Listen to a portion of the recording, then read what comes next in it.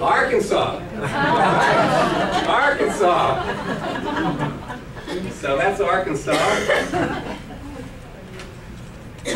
What is that?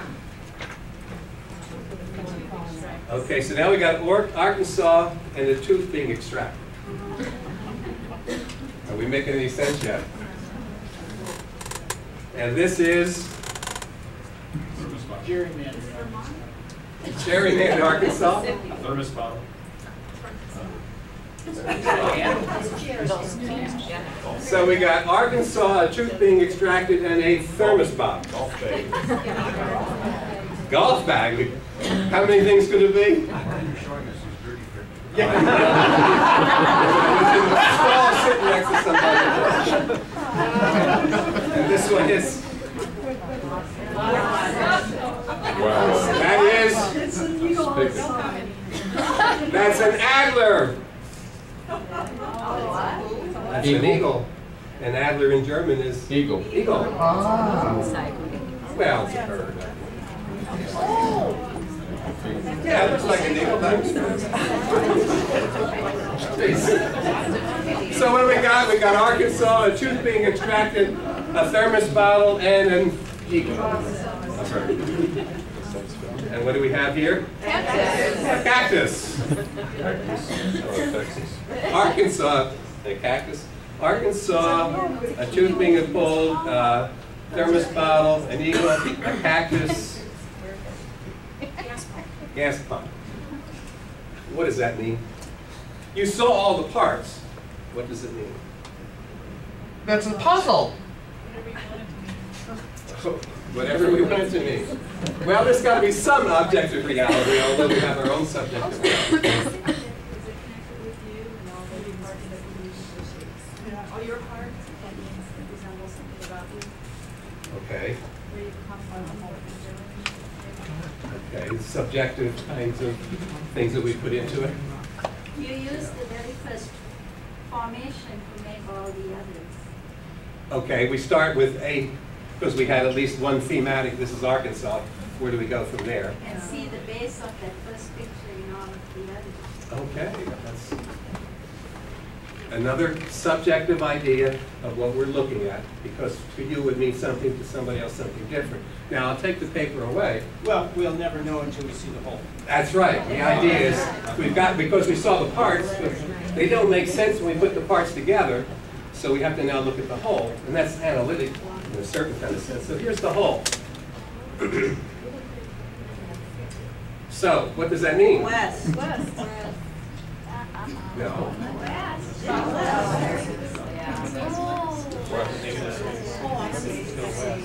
No, west is not up there. No, it isn't. But you understand what we're doing with this? Is west up there? The word west. No, because west is positive space and you can't see it. You only see that which is enclosed. So, but we configure west by doing what? By seeing what is there, and then abstracting that, we see behind the lines, west. So now we have west. But is west really there? No. No. So in therapy, what do you have to do? You have to, now I'm saying, you have to see in some ways what's not there. Because when what's there doesn't make sense, the only way to go is, oh, well, what's not there? So that's kind of one of the principles when you say, you know, the sum of the parts. You have to look at the parts, analyze the parts, put them together again. One of the simple things is, so what do you got up there now? What does that mean? Whatever. Yeah, what's the W mean? Whatever. The W doesn't mean anything. I mean, it says, what do you have?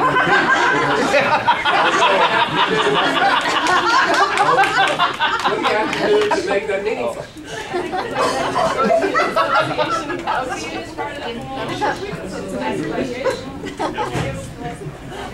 What do you do here? So you add another symbol. What does that mean? Yeah, nothing.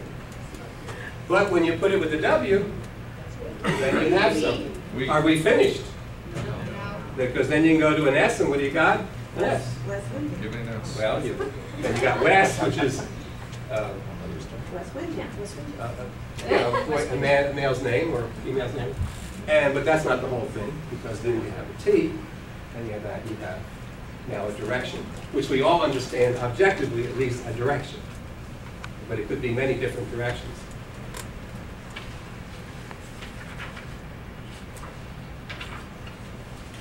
The last one, we do not see reality as it is, but only as we perceive it.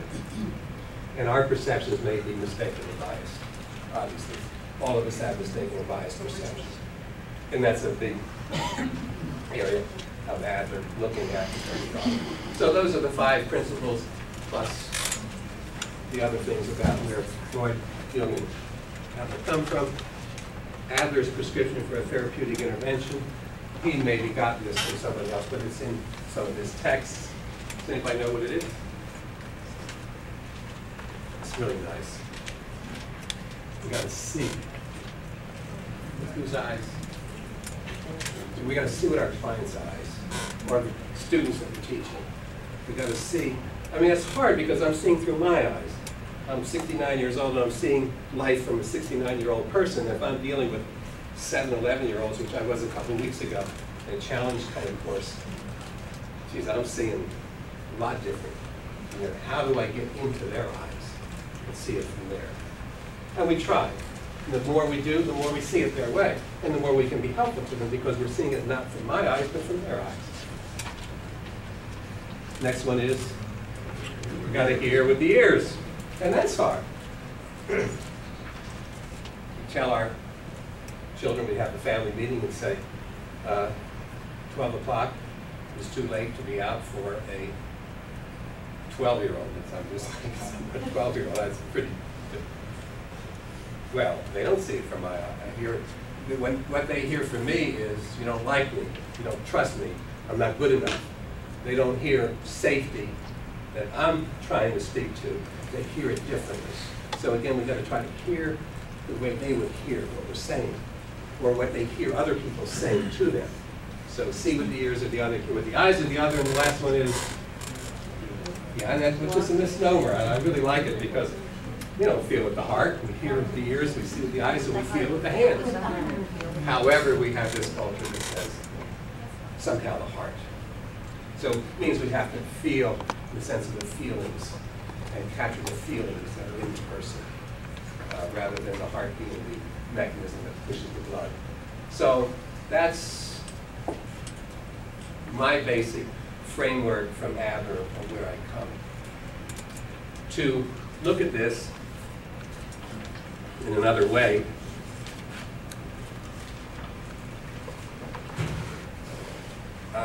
just to look at the possibilities, look at the challenges, look at the movement. A couple cases that I've dealt with over the past couple of years. 3 children abused by a biological mother, a 12-year-old girl, a 10-year-old male, and a 7-year-old female. All are living in a foster home or doing poorly in school. The boy is encopretic and all 3 speak in low whispers, so they can hardly be heard by the therapist. We look at that and you can say a diagnosis, what is a typical diagnosis? And you can look at a treatment plan. Sometimes I do that, and this time for this particular, I was looking, okay, what's the movement here? Because Adler, the Adlerian therapy is about movement.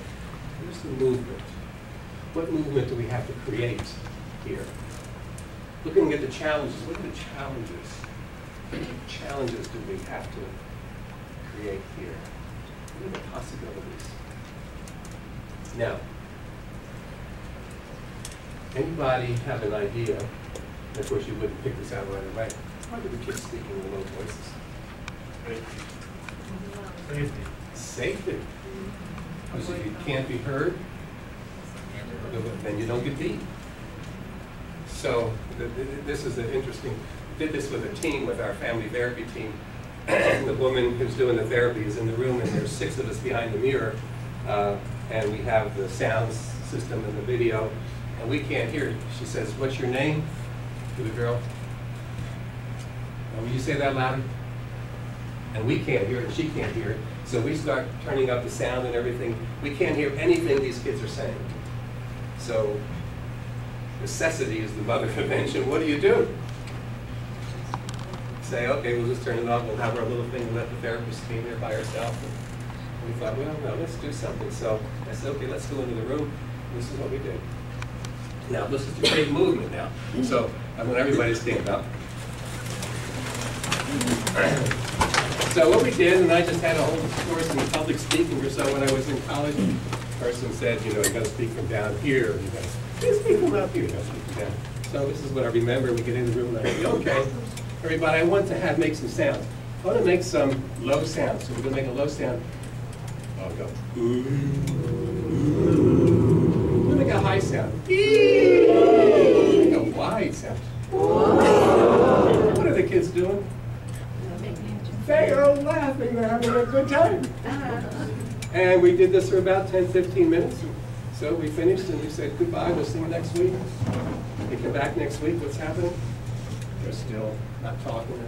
So what do you want to do, kids? We want to make sounds. I'll get in there. We go this way and that way. And then finally I got into the, you know, you get more creative every time you do something. We say, okay. And this time, you guys on this side of the room are going to follow this hand. And what happens if this hand goes up? And this hand goes down? And this hand goes this way? And you guys will follow. And we'll do the same thing. So we'll start here. Ooh,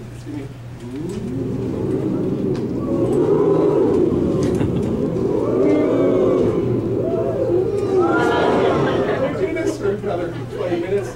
And we said, we'll see you next week. Fourth week they come back. We asked the social worker, who probably thought we were crazy, tell us about the kids. She said, oh, they're doing better in school. Why? Because they're speaking up, you know. And now we had said nothing to them, you got to speak louder. What do? We just had to make the noises and everything. And obviously they also were now in a foster home and they didn't have to be afraid to speak. But the problem was they weren't speaking in school because they found that not speaking loudly was safe. And as the teacher said, what's 2 and 2? They knew the answer, but will you speak louder? Sit down. And they were failing because they weren't being heard. You can sit down. But the idea was the movement. I mean, it was the movement to create the possibilities for them. And that's just the way it happened in this particular kind of case. What time, how much time I have? 15 minutes. Okay.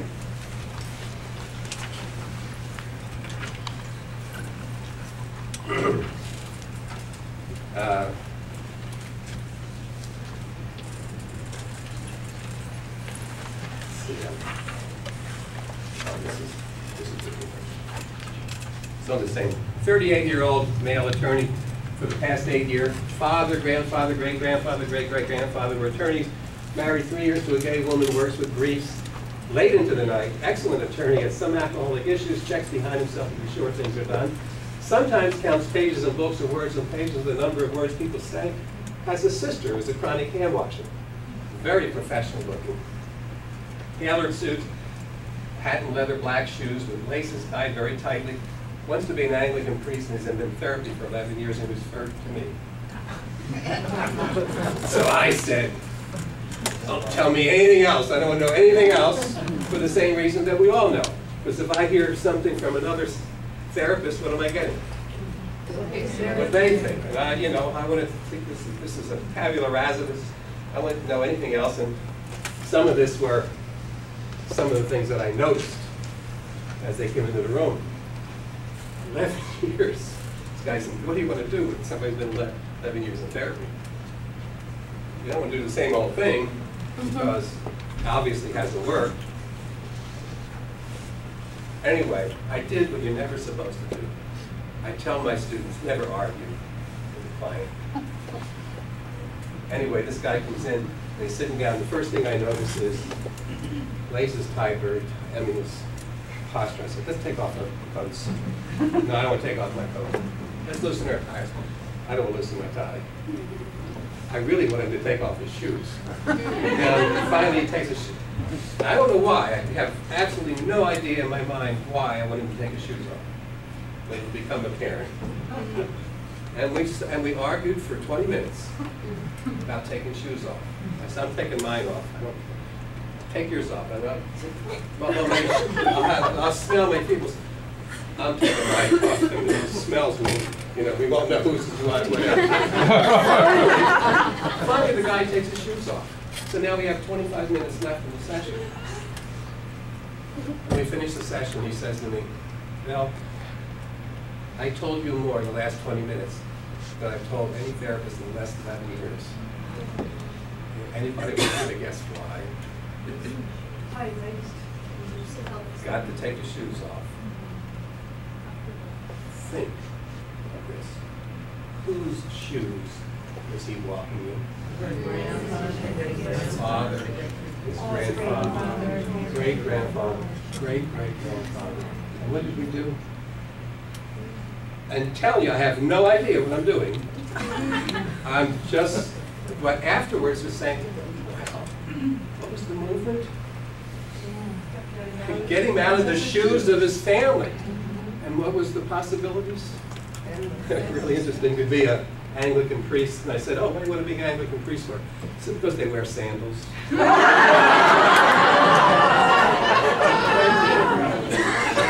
Amazing. But my sense is, wow, what's the kind of movement that we've got to create for this person that's possible? And of course, the movement in the therapy session becomes a metaphor for the movement that can happen outside the therapy session. So that was, obviously, you're only hearing my success stories, right? The ones you didn't work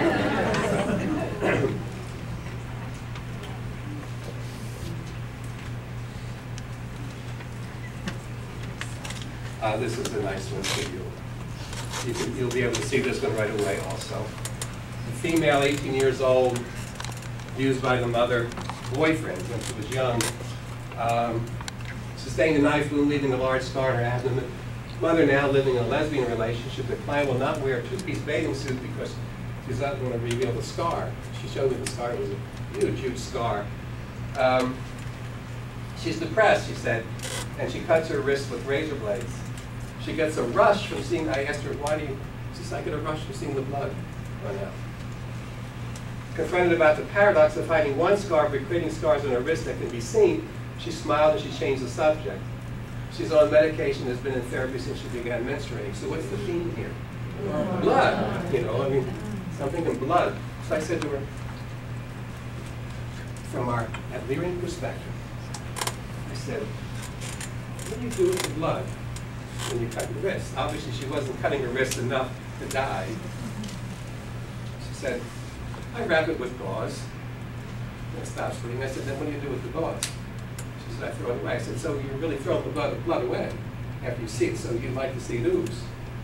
So what's the movement that we can create for her? A flow of blood. Many of us have done this. Donate the blood. And I said to her, I said, isn't there, isn't that an awful throwing that blood away? You know how many people are out there that need that blood? Wouldn't you like to do something useful with the blood? And she said, yeah, I said, okay, let's go down. I took her down to the Red Cross and the blood bank, showed her how the blood was coming out, and oozing up through the thing into the bottle. I said, if you really want to see blood ooze, let's do this. And then and you can actually save somebody's life with the blood.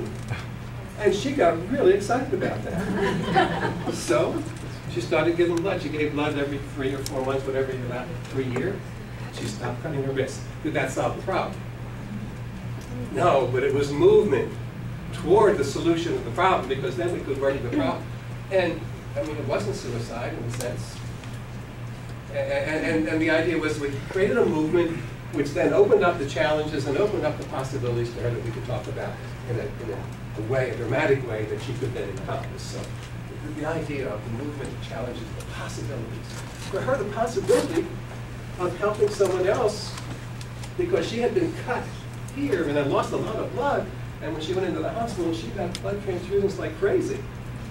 And now she was giving blood to somebody else. Created a whole different perspective for this woman in terms of her self-concept and who she was.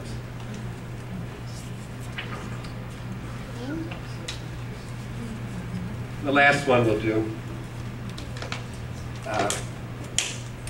55-year-old woman, 33 devoid marriage, grown out of state, husband disinterested, puts her down, belittles her, tells her she's no good. She says he is hell to live with.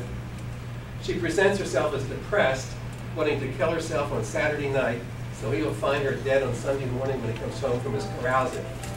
She says he's a good person, she's a good person, has raised good children, tried to take naps. When she feels threatened, she has tried to commit suicide twice before. I'm doing this with my class. I'm behind the mirror, 3 or 4 of us, and one of my students is in working with the woman. And we're going through all the ideas about suicide, is it imminent, you know, what's the protective kind of thing. And she's saying clearly, she's not, this was Wednesday, she's not going to commit suicide until Saturday night. So, you know, we know she's got to go, purpose, and this is controlled, she's controlled. Anyway, the student came back and said, "What do I do, Dr. I said, "I don't know what you should do." I always never say, "Do this." What do you think we could do? He said to me, "Well, we did some stuff about early recollections." I said, "Fine."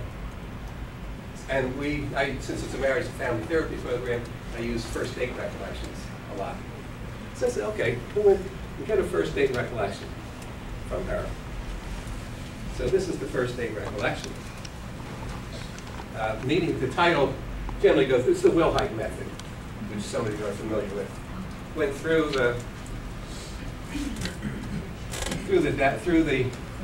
a short recollection. We met at a bar, he was handsome, he drove me home, we made a date for another time.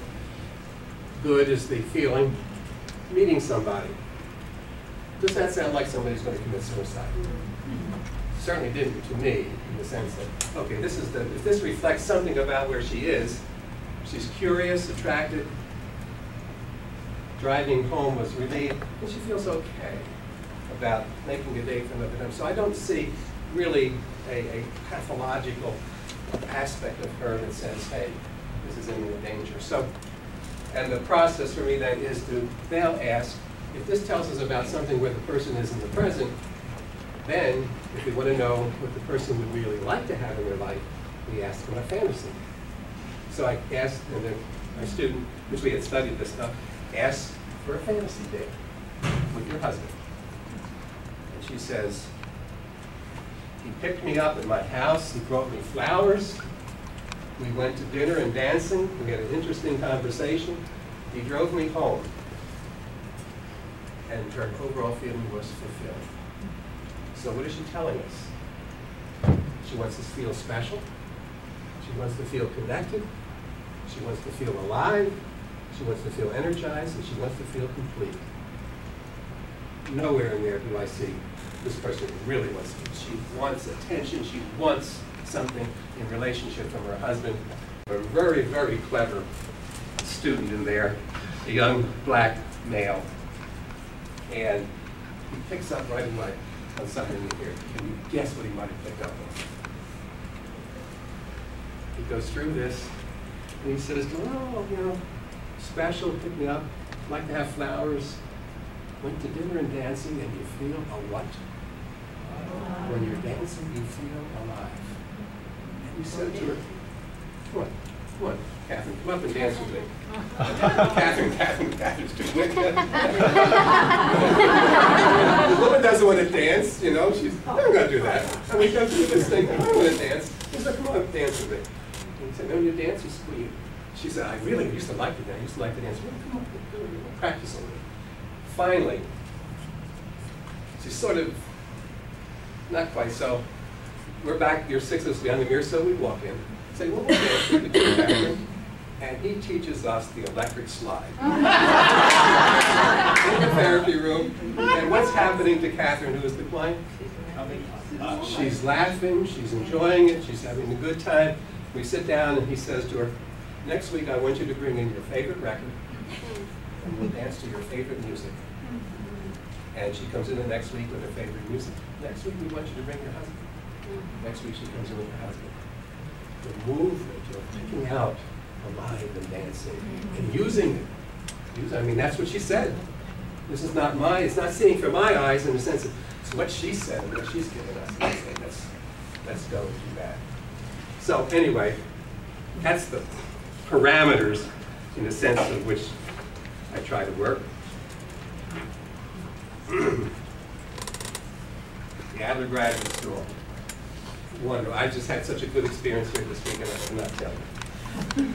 I looked up on the website, practical psychology, inspiring change. What a great mantra. I can't think of anything that would enthuse me more as a student or a person wanting to know about human nature and be a therapist or a teacher or a coach and all the things that we do here. Practical psychology, inspiring change. I don't know how long you guys as a group took to get that. In whatever length of time, it was worth it. That speaks to, I think, us. Movement, the name. We got a little bit of history from him today. Got a little bit of history from Harold last night. The movement in terms of the name, at least 4 names. The Minnesota Adlerian Society, and I think there was something before that. And these were the ones on the website. Adler, Alfred Adler Institute, the Adler Graduate School, Alfred Adler Graduate School. And I look at the dates and, constant kind of movement change, even in terms of name. And place, and I don't know anything more than this, but I know it came from Minneapolis to Ridgefield, just because I knew this was a Ridgefield address I was coming to. But I was talking maybe to Dwight earlier, and Dwight was telling me how many different places that had been in actual buildings. Constant movement for this group. My goodness, I mean, it's just, the metaphor here is just so terrific. Curriculum. Traditional, classical, individual psychology. I mean, somehow to start there. But what we have done with it? Contemporary, innovative courses.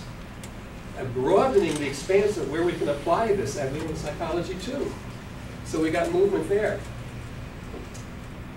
Challenges. I love this. I came from, I was chairperson of a department at East Carolina University in child development. We got like 11, 12 faculty. I had a hard time working with 12 faculty. Jeez. And 2 emphases. 5 master's degree emphasis. 3 specialization. 2 post-MS programs. 185 graduate students on your website, I learned yesterday, 271 or something. Wow. 62 general faculty, 5 didactic instructors, 61 courses, 45 degrees awarded this past year, 42 people entering in this fall. I say, wow. The challenge? How do you make that work? I mean, that's overwhelming to me in the sense of, that many programs, that many faculty, that many students, that many courses, terrifically talented people obviously are working here at the Adler School. The possibilities. I can't. This is what I wrote at home. Possibilities I thought were endless. I spent about an hour yesterday talking to Dan. Endless has become bigger. I don't know how you can become bigger than endless, but what I had in my mind as endless is now too small, because the endless became, endless for me was like this, endless here is just amazing. Certainly, one of the things that I talked with Dan about was, besides the programming, what about the PhD? Or what about a psych degree? What about a doctoral program? He said, we'll come after we get the capital campaign, after we get these things up. So the movement here is in fact endless. And I'm excited for all of the possibilities that you have, and all the possibilities that you bring to Adlerian psychology now and in the future, because this is where we're going. I think it's 2:15. Thank you, guys.